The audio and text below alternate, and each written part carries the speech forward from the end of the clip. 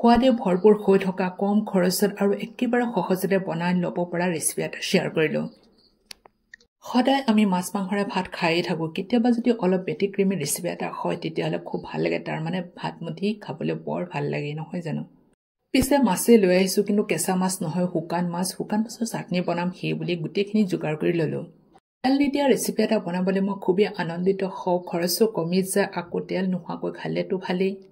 আৰু সেই বুলি শুকানে গোটেইখিনি ভালদৰে ভাজি ল'লোঁ। তাৰমানে কেঁচা জলকীয়া, নহৰু আৰু শুকান মাছখিনি ভাজি ল'লোঁ। আমি সৰু শুকান মাছৰ চাটনি বনাই খাওঁ, নহয়নে? কিন্তু আজি মই ডাঙৰ শুকান মাছৰ চাটনি বনালোঁ। সঁচাকৈ ডাঙৰ শুকান মাছৰ চাটনি খাবলৈ যে বহুত সোৱাদ হয়। আচলতে মই বহুত তেলে মঙহ থকা ৰেচিপি বনাবলৈ অলপ অসুবিধা পাওঁ, যিহেতু খাবলৈ ইমান এটা ভাল নাপাওঁ। আৰু এনেধৰণৰ ৰেচিপি বনালে খাবলৈ খুব সোৱাদ হয়। তাৰমানে খাবলৈ যিহেতু ভাল পাওঁ আৰু বনায়ো ভাল পাওঁ, সেইবুলি ভিডিঅ'টো শ্বেয়াৰ কৰি দিওঁ। এইখিনি মই কেঁচা পিঁয়াজ অলপ মিহিন মিহিনকৈ কাটি দিছিলোঁ। কেঁচা পিঁয়াজটো হ'লে খাবলৈ বৰ ভাল হয়। সৰিয়হ তেলৰ গোন্ধটো আহিবৰ কাৰণে অলপমান তেল দিছিলোঁ আৰু দেখিবলৈ বহুত ধুনীয়া হৈছে।